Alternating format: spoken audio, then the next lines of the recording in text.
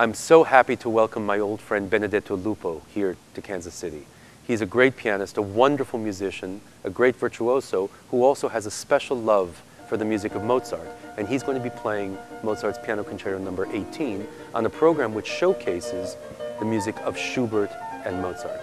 And in this very interesting combination of works by those composers, there's nobody better that I could think of to conduct this program than Bernard Labadie, who is recognized the world over as a wonderful conductor in a great variety of repertoire, but especially in the Baroque, classical, and early Romantic music, for which he has become so well known, especially with his work with his own group in Canada, Les Violons du Roi.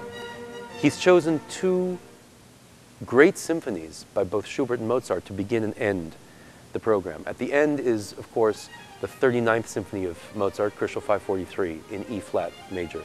The first of the last three great symphonies, the trilogy that one refers to at the end of Mozart's life.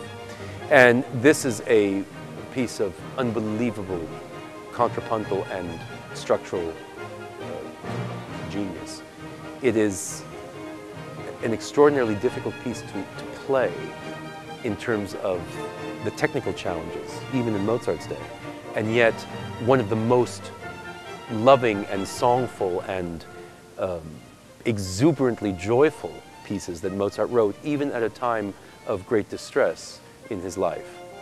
And I mentioned the songfulness of it because it is not an accident that Bernard Labadie, I think, chose Schubert to complement Mozart. Remember that Schubert was one of the great song composers of his time.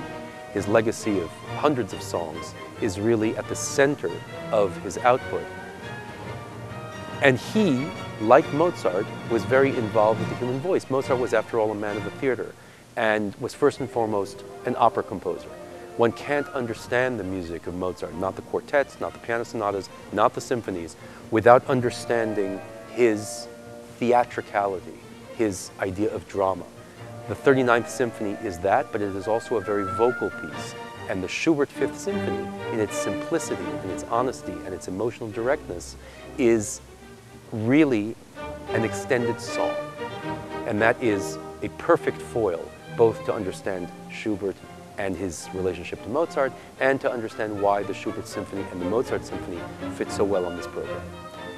It is a joy to welcome new guests, of course, to the symphony, but mostly to understand that these great artists come and further enrich not only the musical landscape that we have, but also the ongoing experience of the Kansas City Symphony and its relevance to the city. And I'm delighted that they are both here to perform this program with us.